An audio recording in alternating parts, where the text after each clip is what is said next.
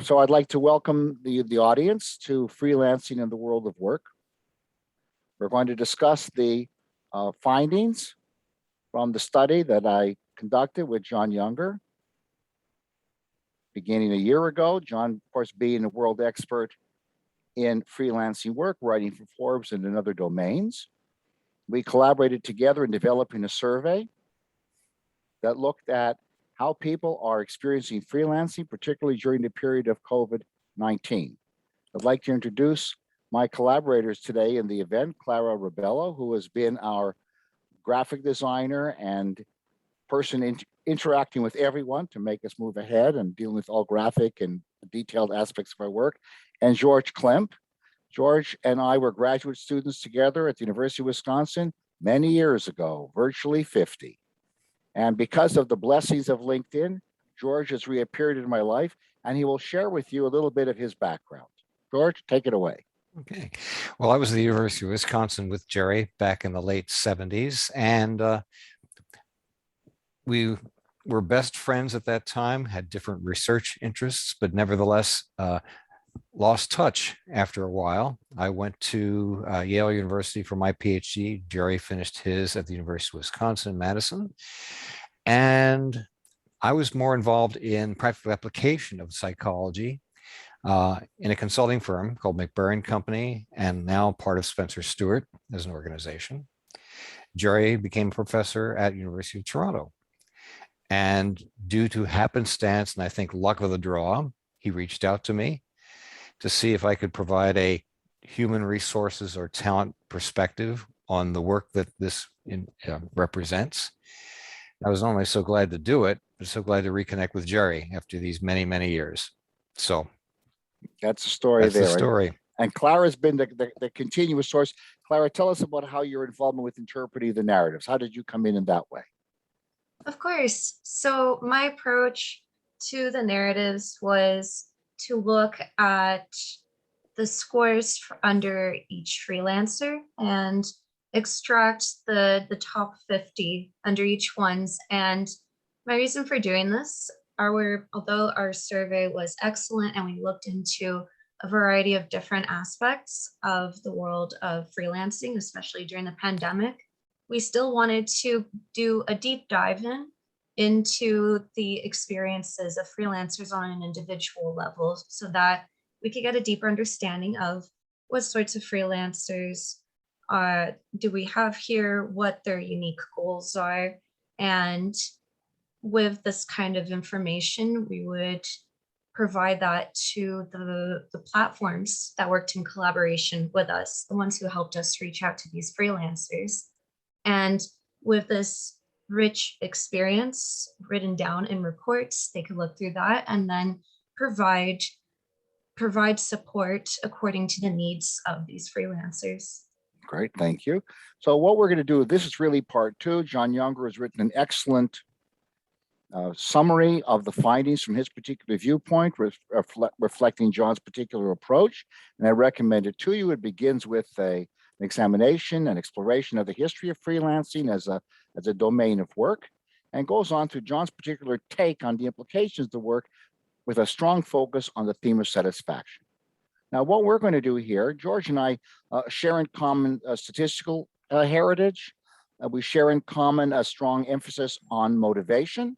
We intersect in areas and with scholars that other people have never heard of. So it's just surprised us the ease with which we've been able to come to an understanding of the findings. Now, what I'm going to do is go through the sequence of slides with you. You see the wonderful logo, the bird that's been the symbol of our work throughout that Clara designed. We're going to go through it slide after slide. I'll try to introduce it, give you a sense for what we're doing here, and then turn to George and or Clara as we're going along to provide a sense for what the findings are and the implications that are particularly relevant to either the CEO or the client or with a particular focus on the freelancers themselves. Here we have the presentation team. As you can see, I teach at the University of Toronto.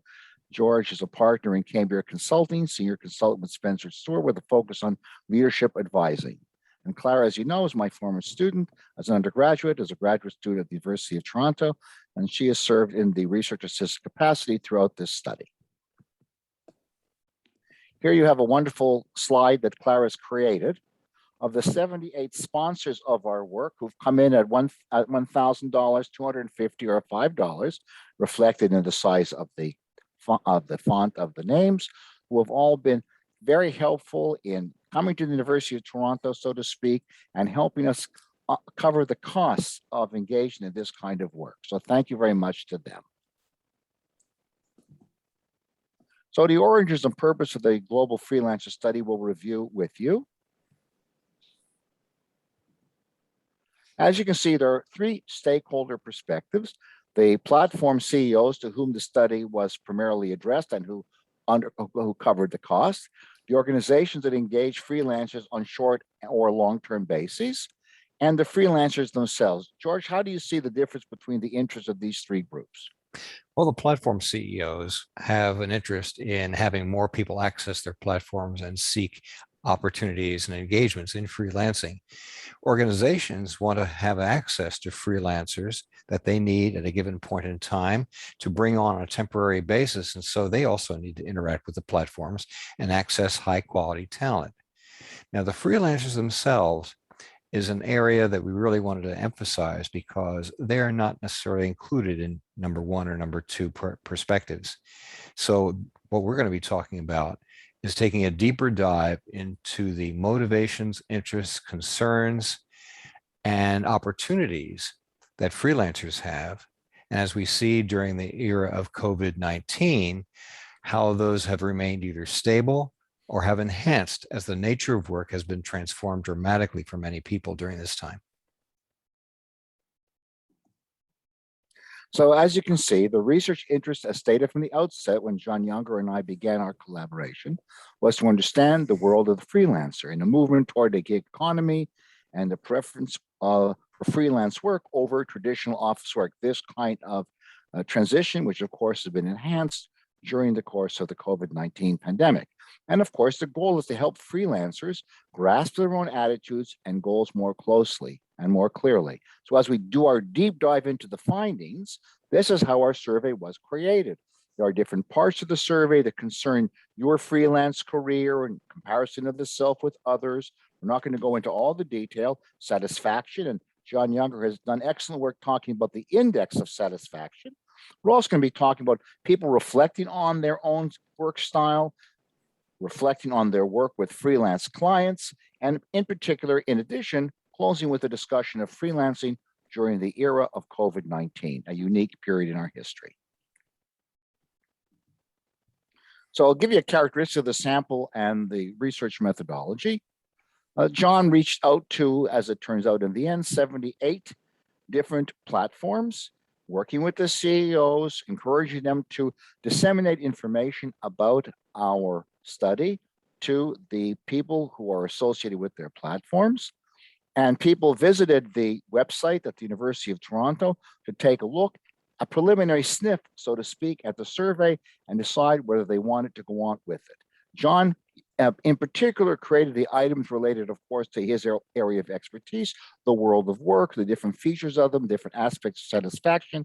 And I came in there with my own work on the COVID-19 pandemic and how people see themselves in relation to work. Of course, we collected a great deal of demographic information, and the focus of our study is on global freelancing. Outreach was central to our work. Here you can see the pie, so to speak. 6,873 respondents visited the website, and our batting average was 274. 1,885 of these visitors completed the survey, and they provide the basis for the information we will share with you today. Here are the demographics, and I'll invite George to comment. We have the age distribution, the education, and the gender. George, what stands out for you here? Well, a couple of things. One is that the folks who are under 40 years of age represent about 42% of the total number of freelancers, where folks 40 and over are the majority. So we have folks who are relatively seasoned from the age perspective. Also, from the education perspective, note that the platform itself is a technology platform, and so we don't have folks looking for local employment on listservs and community-based lists and the like. We have people who are fairly technically sophisticated, and it shouldn't surprise us that 43% here have postgraduate degrees, tech school BA, BS, large percentage of those, and only 8% who have a high school or are self-educated. In terms of gender, representative of what we see in the demographics of freelancers, but good representation of men and women in this sample. So we feel it's pretty comprehensive, at least in terms of these surface level demographics. So this gives us some confidence that our global study, as you will see, is representative, gender-based, and hopefully around the world as well. Here we see the different fields of expertise that have represented. George, how do you feel about the representation of technology? Are there any surprises here? No real surprises here. That we'd expect technology folks would be very amenable to a distance platform and doing work remotely. That is, in fact, their métier, if you will, is remote work for them. And it gives them a lot of flexibility to apply to a variety of different organizations for a variety of different contracts. So they have ultimate flexibility. Management consulting and advertising, marketing, and PR are kind of next in terms of expertise lists, and we'll see how that relates to career choice. But the technology folks, highly educated professionals, as you'd expect, and their skills are very portable. So that's part of the reason I think why they stand out among the crowd here. Again, on the issue of time and freelancing, does anything special stand out for you in terms of the amount of time that our sample has invested in their freelance efforts? Well, 42% have 3 years or less of experience, so they're new to the game. But the majority have been in freelancing for a while, so they've settled into this as a career choice for different reasons, as we'll see. But it's a fairly flat distribution, all things considered, with a bump at 1 to 3 years. So we got a lot of folks who are new to it, and as we'll see, maybe wondering what the next move will be for them, particularly during this time. And as you can see, a major goal for us was global outreach.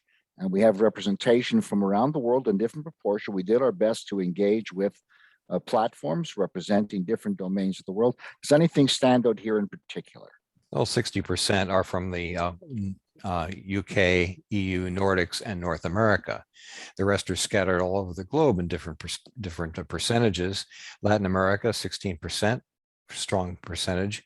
Not too many in the East of this map, but nevertheless, we have representation that's truly global, which we can then break down by what freelancers are looking for by region to see where there are similarities and where there are differences that we could remark upon. So what we're going to do in this phase of our conversation is share with you our findings and insights about different types of freelancers, and this pertains to different goals and motivations in association with their careers. As you can see, Clara's created 4 different icons that we're going to use to track them as we proceed with interpretation of the findings. Now, let me share with you a little bit about factor analysis. Here we have a table that has to do with satisfaction with your full or part-time freelance career. And this pertains to the dimension that was very important to John Younger. And let me tell you a little bit about the statistics so they're not scary. Factor analysis represents an attempt to, let's say, begin with 8 or 10 questions and ask, do they cluster? So do 3 questions or 4 questions point in the same direction? And what we're going to do is show you how the 3 questions and then 3 questions and then 2 questions take us in a direction that enable us to talk about different motivations for engaging in freelancing. George, you want to talk about factor 1? Sure. Please. What we're seeing, and you see bolded a couple of words or phrases that really capture what this is all about. People are interested in people who are interesting, challenges and colleagues that are interesting, and problems that are challenging, which gives them a chance to really test their skill. That's the first factor. The second factor has to do with career opportunity, financial goals, building expertise. Think of it as a career ladder, career paths. People are into this to build resume. The last two factors have to do with quality of life, independence, the ability to set your own time for what you're going to do and how you're going to do it. Very different factors, very different types of folks we think based on their interests and motivations brought them into freelancing and the choices they make and the opportunities they will take advantage of. So Clara, you created the icons that go with factors 1, 2, and 3. Give us a sense for what you see the symbolic meaning of these icons. Absolutely. So for the first one, as you see, we have the figure, and I wanted to base the icon on the optimistic approach of this kind of freelancer. These people are very driven by challenges and working with other people.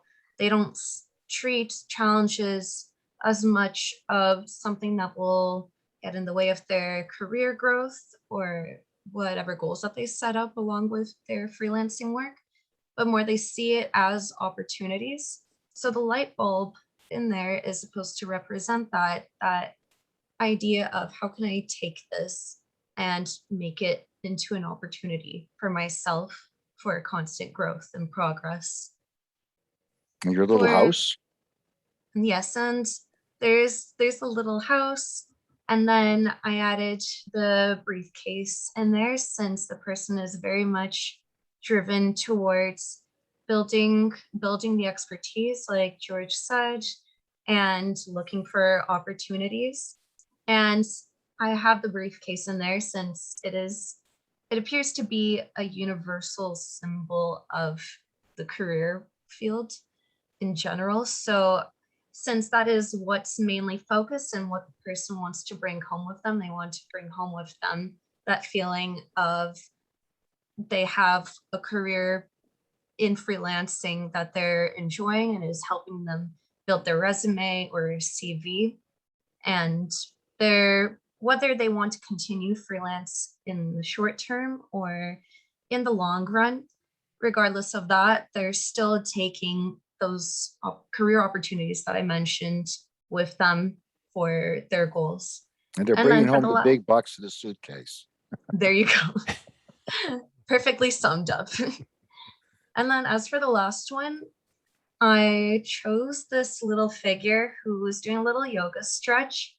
And I just think about how when a lot of people are referring to flexibility and independence, I think of that work-life kind of balance. So outside of work, they might want to take the time to go outside with their family, or they might want to maintain a routine of exercise and building their physical health. And I thought that this in particular, since yoga is also involves not just the exercise, the physical exercise, but also the mindfulness component of it, which in science finds that it really helps with coping with work stress. I thought that that would be a good representation of the last group. So these are symbols filled with rich meaning. There you go. Perfect. Thank you very much. Oh, thank you. So we have our three primary types, and we're sort of giving them names. Type 1 is oriented to learning and challenge. Then the second one is career and financial security. And as Clarice explained with reference to the stretching motif, flexibility and lifestyle. Type 1, type 2, and type 3, but we have a hidden surprise for you. Later on, we'll see how many people, what percentage of our sample qualify for type 1, type 2, and type 3. But we're asking the question, would someone say in type 1 have a second preference for type that they gravitate to? If they're learning and challenge oriented, for example, would they also be interested in career and financial security to a secondary extent? Well, we dug into the data, and to our surprise, people who are strong in one type were almost exclusively strong in that one type and didn't have a strong secondary preference. Now, as we dug even deeper, we found another group of people who didn't have a strong preference for any of these types. You could treat them as an error term because there was no preference. Or you could say, these people are interesting in their own right. Let's take a deeper look at who these people are, what they want out of freelancing, because in fact, they filled in the survey. So we know they are freelancers, but we didn't know quite where they sit. And in this was a surprise to us also, Yeah. because we thought they would be the error term or the error variance that sort of was like noise, but we actually discovered, a surprise to us, that they were very rich in meaning. And here they are. So George, you want to review the three types and how you see the questions as relevant? Sure. Plus Remember, the type one, seekers. remember type, okay. Type one is challenge and opportunity, learning experiences. Type two, the little briefcase in the house, they want to move up in their career, build their resume, achieve their financial goals, and get credibility in their chosen profession. The type three folks, flexibility, independence, I'll work when I want to, where I want to, and I want to save time for myself. If career is not number one, it's a way in which I can achieve that balance and flexibility. It gives me an opportunity and an entrance to that kind of life. Now, the seekers, we call them seekers because in many ways they're still looking. They're not into long-term relationships with clients. They're cherry picking and investigating and looking for new opportunities and new situation, but are also thinking about, well, what do I want to be, quote, when I grow up? Or do I really want to commit to a freelancing career? And if so, where will I fall? Which type will I gravitate to? And here what we did is, George, it provided the factor loadings or the indications of sensitivity for each person in the study, each of the 1,885 people. We had a number that indicated how important type 1, type 2, type 3, or seeker was to them, how sensitive they were to these questions. And then Clara took it upon herself to look at the top 30 in each of these categories and pick out one of the stories, an example from their life episodes, because they were given an opportunity to talk about it, an experience that they had that shaped and expressed who they were as freelancers. So you can read this to yourself, but Clara will give you a sense for how she picked them or her feeling for the different types. Clara, take it away. Thank you, Jerry. So what I had done is after I extracted the top 30 participants, as mentioned in the beginning of this presentation, these top 30s were the ones with the highest scores. And I wanted to look into common themes within these top 30 participants. So what were some similar experience that they had, or concerns or motivations? So what made them contrast from the other three types of participants or freelancers? And from the top 30, one thing that I noticed is that the challenge and learning-oriented freelancer is strongly aware of the obstacles and even the costs of being a freelancer. So they do mention particular concerns such as negative experiences with clients or unpredictable changes in their work routine. And you can even see on the bottom example, it's the freelancer says it costs a lot to get a job if you don't have membership over the price to compete when the highest bidder, the lowest cost. But in the end, they still say that they emphasize optimism and seeking improvement. So what I've noticed is that despite this hyper awareness of these obstacles that they're going to face, they have a very positive mindset that these hardships or these challenges will build on more opportunity for them. And it was prominent because I saw that there were lots of reports overall of happiness, confidence, and satisfaction with their work. So they seem to have been able to adapt really well to the drastic changes throughout the pandemic, when, of course, there'd be a lot more challenges having to, for example, adapt to doing remote work. But this optimistic mindset And this mindset of seeking opportunity and learning from these challenges helps them keep thriving. For the second type. Yes. And then on the other hand, we have the second type, the financial and career-oriented freelancer. And these ones, they seem to collectively agree that there are around 3 benefits that make freelance work worth some of the financial fluctuation in the short term, with a possibility or the strong possibility of their their finance stability to enhance over time.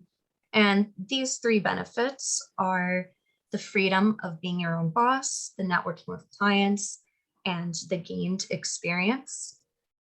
And you could even see from the first example in the last sentence, the freelancer says, I do much more work that I actually enjoy than I did at the university, and I am paid more. So this kind of freelancers, they do see the opportunity of independently building more on their financial stability and adding more to the resume or CV, like George had mentioned before. So for them, although these 3 benefits that I mentioned, they may not be immediately rewarding, the financial and career-oriented freelancer acknowledges that building up over time, this is going to help them create a really strong long-term career for them. And our third type. Yes. And then moving on to our third type, these are the freelancers that are oriented towards independence and flexibility. This was the main theme in the factor analysis, and it repeated itself in the sample accounts that I went through. So the title fits perfectly here with the accounts. All these freelancers under the flexibility category, they really enjoy having their own schedule, their own routine. They like being their own boss and being able to balance with other important aspects of their life. And this could be like what you see in the first sample on this slide. The person looks for the time to learn another language, to read books, work out, cook, and they're able to maintain this balance while ensuring that their clients are satisfied. So this seems to be very enriching for the kind of freelancer who emphasizes the work aspect, but they don't treat the freelancing work as their entire life. They see it as a way to support other things that they value. And another thing that I've noticed when I was comparing the second type of freelancers with this one, the type 2s, they are quite interested in turning their freelancing work into a long-term career. Whereas on the other end, with this kind of freelancer, they acknowledge the benefits similarly to type 2. However, they don't seem as inclined to make this a long-term career for them. And now I move on to the final group. So before we began the analysis of the themes here, initially the title that we had for this group was the undecided group. But then after we looked into it, and we were able to see how driven that these freelancers are to find their niche in the world of freelancing, or what exactly they find they personally enjoy and helps them with career growth. So because of that, George suggested that we replace undecided with seekers, and we collectively agreed that is a much more accurate and positive view of these kinds of freelancers. So when you look, for example, at the very first account, the person mentions that they had they had like an intention to go into it. They mentioned having some family issues, and that drove them to give this a try. And with that on the side, they mentioned that they try to do a course so that they could figure out on a professional level what exactly they're looking for out of this, aside from just trying to support their family. And they're trying to figure out essentially, of the other three types that we mentioned before, what exactly are their, where do they fit in terms of motivations and needs overall. So that is essentially a good summary of these kinds of freelancers. They don't seem like they're discouraged, regardless of their uncertainty. They're still actively seeking support and guidance. So there were even a good number of these freelancers saying that they were trying out workshops.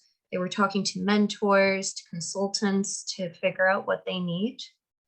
So that's essentially it with them. Onward.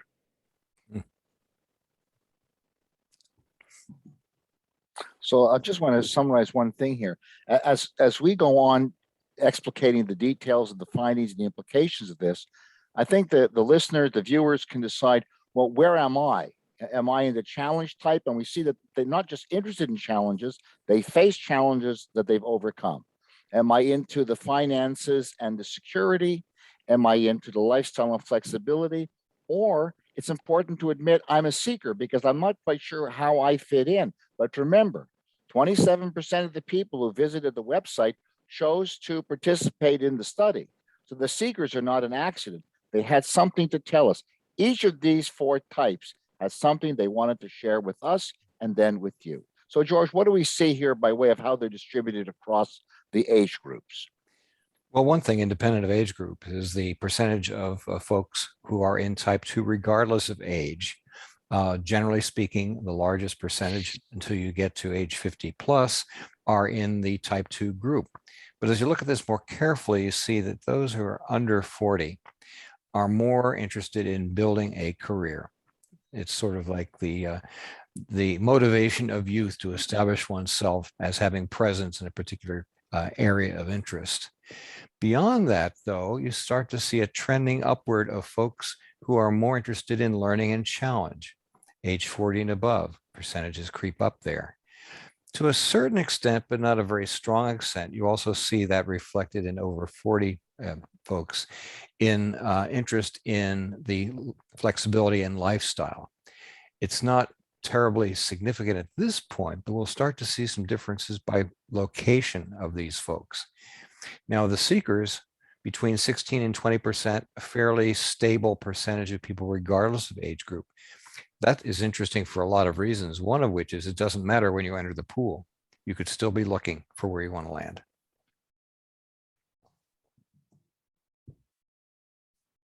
And here, following our global theme, we have the distribution of the four types around the world. George, what stands out for you? Well, in North America, we have a large percentage of folks who are into lifestyle compared with other regions of the world. That's an area where North America is number one. In terms of an emphasis on career, you see strong Latin American presence, strong Southeast Asia and Asia in general in that direction, and the EU, UK, and Nordics, also very strong orientation toward the career and remuneration areas. Where you don't see a lot of flexibility or lifestyle is in Latin America, and in sub-Saharan Africa, Saharan Africa, and the Middle East. There may not be the time to indulge in lifestyle when you're really trying to make money, seek opportunities, and create a presence. But you also see a large percentage, particularly in sub-Saharan Africa, Saharan Africa, and the Middle East, of folks who have not yet decided where they want to be. Same thing with the EU, UK, Nordics, and to a certain extent there. And that's worthy of deeper discussion when we get there. This is one of my favorites. We have our different groups, and with George and I and Clara have had extensive discussion about who are the winners or who are the focus in the different areas. George, how does this relate to field of expertise? Different interests, different motivations, and field of expertise. Well, if we start with technology and the science, clinical, and medical professions, these are areas where there is known knowledge. A minority of folks might be into creating knowledge here, but we're working with some known knowns and perfecting one's capability throughout a longitudinal career situation. Advertising, marketing, PR to a lower extent so much, but still more interested in the career orientation. Now, events and hospitality and management consulting seem to gravitate more toward challenge and learning, but for different reasons. Management consultants, my personal story is I got involved in management consulting because I was interested in exploring things that no one else has explored before. As part of the reason for collaborating with Jerry. This is a new area of interest, and I just got curious about it. What could I learn from this experience? You got trapped. I got trapped. Got trapped. Gleefully so. It was Clara's charm, but we trapped them. Yeah. Now, events and hospitality are different because the challenges are different because each situation is in some ways novel in this industry. And so if you weren't attracted to challenge and novelty, you probably wouldn't make a very good professional in this areas. Again, to step back, most of these people are professionals in these areas. These are not folks who are trying to decide on what profession they will be in. Rather, they're trying to decide how to apply their profession into a freelancing career.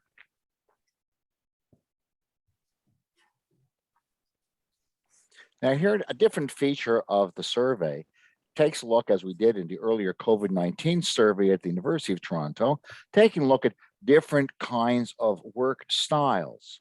So we had, again, we're looking for clusters. 5 of the questions cohere together with factor 1, and 5 of the questions cohere with factor 2. For factor 1, they want financial security, they're generally optimistic, maintain good health, they feel they'll be recognized as experts, and they're good at dealing with challenges. That's a cluster. And we ask ourselves, what do they have to do with each other? The second factor, people are planning. They do their homework, they seek information, they're imagining how things might turn out differently, but they keep their ideas to themselves, and at the same time, they come up with different ways to solve things. George, how do you see these two factors differing from a human resources viewpoint? Well, if we go to the next slide, we can actually see that in relief. We see these items related to one we think about is the optimistic and confident group. So you look at these items here as being generally in a positive domain.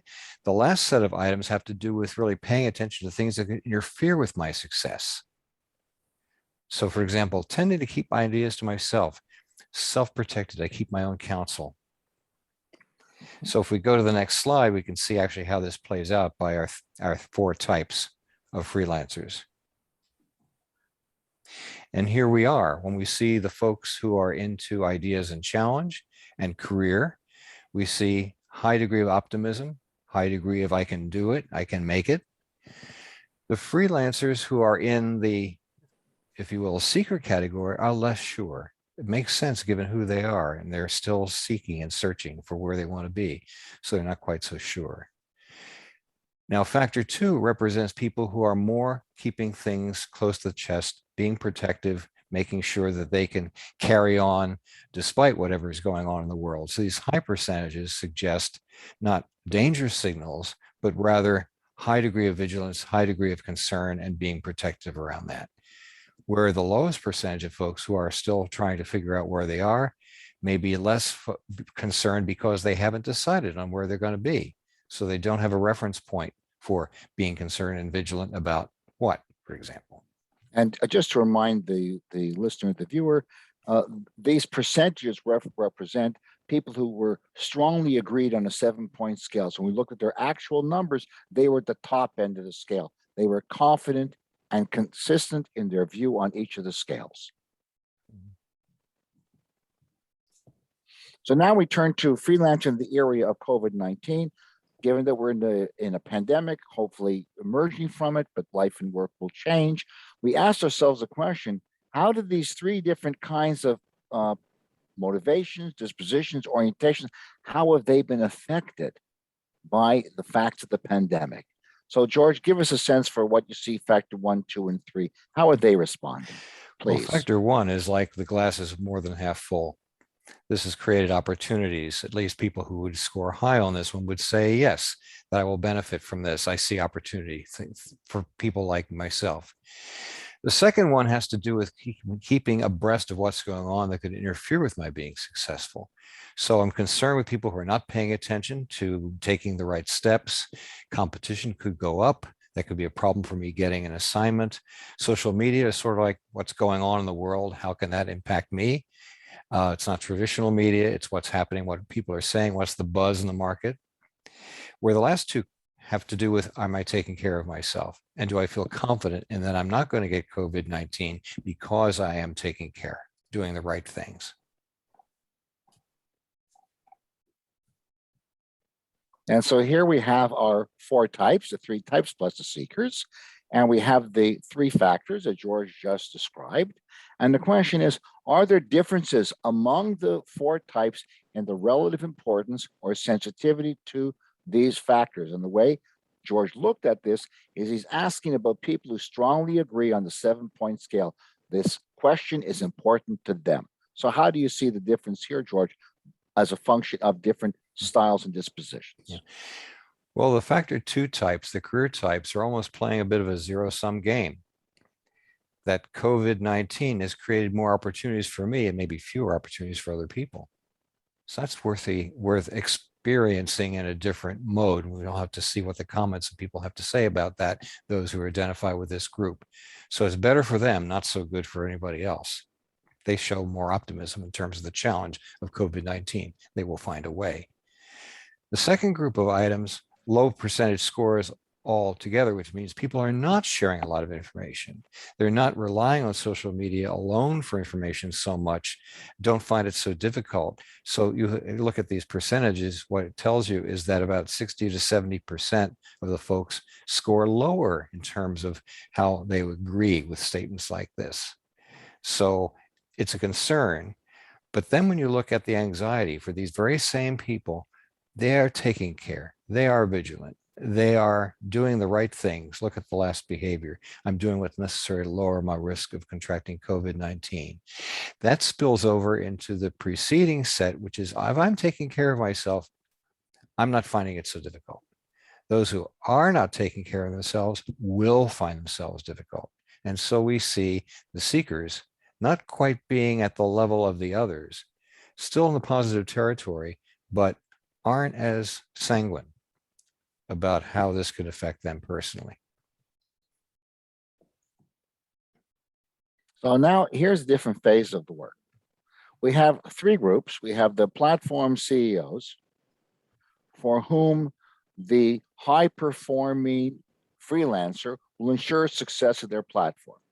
Separately, you have the the freelancers himself, herself, themselves, who are trying to find a niche in the world in accordance with the motivations we just described. And quite separately, we have the client who's trying to get the right person to fit the job. And George and I have been talking about the concept of fit and flow for the last couple of months. Fit, is it the right person for the job? Is this the right platform for me? Am I the right person for the platform? And flow, once I find the right corporate culture to be in, the right platform with which I can identify, and that will provide me with appropriate work, then I can flow and find success in my work. How do you see this as a general issue from your HR viewpoint? Well, taking the employer's perspective, employers want to have people who have the technical knowledge and skill, the specialized capabilities to fulfill a certain type of assignment. Given that, what does their culture support? Does the culture give them opportunities that are breakthrough kinds of opportunities where a freelancer could experiment, try new things, learn and grow through the challenge of a new type of assignment? Do they provide flexibility for a freelancer coming in and being able to set their own hours? Or do they hold things much more structured like the type 2 person would expect, more 9 to 5, more careerist oriented, upward we go? What is an organization more hierarchical, which might be more amenable to a type 2 person, someone who's interested in the career and financial rewards for that? So matching the desires of a particular freelancer with what the company offers, what we consider to be their opportunity, their ask, gives you a good way into understanding among a number of freelancers that I may choose from and what our culture supports, who's the better match. And we think optimally matching the person to the culture that works for them, given they have portable skills and could choose where they go with those portable skills, can be a powerful incentive to take a deeper look at who the freelancer is from the employer perspective and vice versa from the freelancer perspective. So here we have experiences working with freelance clients by freelancer type. So we asked the freelancer, what do you expect from the company? How do you feel about the company? And again, we're looking at items rated very important, 6 to 7 on the rating scale. George, what are the difference between the 3 types when it comes to this? Type 2 is really interested across the board in working for what we call a good company, a good employer for all these things that are important. Type 1 is more interested in respect, fairness, quality work, excellence, not as much with pay, not necessarily having worked with people who are technically competent, although that percentage number is not terribly low, and are really mezza with regard to having a client project manager knowing how to work with freelancers because they will figure it out, indeed, because they are used to challenge and dealing with challenge and adversity. Type 3, the big deal is lifestyle. They want fair treatment, top quality work, friendly and helpful people. The rest of it fall lower in the pantheon of needs and wants. And the seekers across the board are not quite so sure. It depends upon the opportunity, perhaps, depends upon what they want at a given point in time. And again, trying to find out where they're going to be best fit. We don't see a natural match in terms of what it is. In general, though, freelancers want to work for a good company to work for, which is kind of a no-brainer, but they have different wants and needs with regard to the aspects of the company and its culture that they will find most attractive. So we've shared with you a great portion of the research. You can see that our concern is the freelancer, the platform, and the client, and how these 3 domains will interact with each other. How do we see, George, in terms of the conclusions, or what have we learned primarily from looking at the data and bringing you in late in the process as an HR expert to say, okay, I see the 3 types, the 4 types. I understand the kind of working situations they might be in. What's important for you as their representative, so to speak? I think these 3 factors don't apply just to freelancers. I think most employees in an organization who are not freelancers would expect these things to be important to them. So this isn't unique to freelancers, but it's useful to know that when you're looking for freelancers to complement your full-time workforce, you pay attention to these things. We've been interested in an MIT project called the Culture 500, which does Glassdoor review analysis. And what they have found is an insight into the cultures of organizations based on Glassdoor comments that would support, do we have an organization you'd like to work for? Are they fair on some of these factors? Do they have realistic expectations? Do they know how to work with people? And get an indication of whether an organization has a healthy enough culture to support not only freelancers, but full-time employees. We're finding this interesting and want to investigate it further. But I would say these are more or less universals. And speaking of universals, those who are looking for seeking opportunities, who are trying to figure out where they go, would probably still find these things pretty compelling if they choose to work for any of these organizations that would employ freelancers for the skills and talents they have. And finally, we come to the end. So what do freelancers want out of a freelancing career? What do they look for in the clients that hire them? And can we expect that more professionals will turn to freelance as a career alternative? With the movement to remote work, with the change of the work environment as a consequence of the pandemic, that has many more people working from home, how many of them are considering becoming freelancers? What do you see at the conclusion here, George, of the study as we described thus far? I think there are a couple of things. One is that seeking opportunities for learning and challenge, seeking opportunities that give one a career trajectory, and seeing opportunities that give you lifestyle are desires and preferences that employees in all walks of life, not just freelancing, have. And so it's kind of a general model that, if you look back at this, should not be terribly surprising. What is perhaps shouldn't be surprising, but we're finding out, is that the pandemic forcing people to work remotely, and organizations then asking the question of whether they want to bring people back to work, force them back to work, or can keep them remotely or more flexible, start to engage folks in a different level than they've been used to being engaged, which is to say, recognizing that they have agency, recognizing they have a choice. Those who have been accustomed to working remotely, like a lot of our technology folks have done, have that freedom already. They've already understood what that gets for them and can seek opportunities that maximize their employability in those areas. For other employees who may not have been as comfortable working remotely, are seeing now, if you will, a freeing of opportunities and options for them.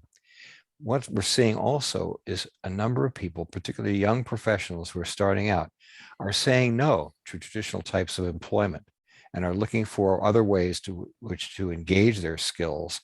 And so we're seeing opening up another conversation, which is to say, we may all be freelancers in some way or shape or another. We may all have our agency. We may all have our portfolio of capabilities that we can take almost anywhere we want. And some of our younger colleagues are, in fact, taking those briefcases and moving outside of the organizations that are employing them full time as they seek up other opportunities, particularly the high value, high performers in our group who And are. just a final point here. One of the interesting things that's come up in our conversation, which is sort of a coda for the end of the discussion of the study today, is know thyself. We're inviting people to look at themselves and say, be honest with yourself, raise your consciousness. Where is your real motivation? Are you more in the challenges aspect? Are you more in the security and career? Or are you more in the lifestyle? Or it's okay also to be honest with yourself that you're a seeker. The more clearly you know yourself, the more clearly the potential client realizes the kind of person they need, the more clearly the platform CEO understands that I have different kinds of people working for me. It provides an opportunity for enhanced clarity about goals, and therefore everybody ends up being the winner. Thank you very much for joining us today. George, thank you for coming back into my life after 50 years. Clara, thank you for always being here and for creating these wonderful images that sort of encapsulate our insights. And thank you all for joining us. And above all, thank you, John Younger, for joining up with me at the outset to create the survey and to carry it forward to see what we can learn. Thank you very much.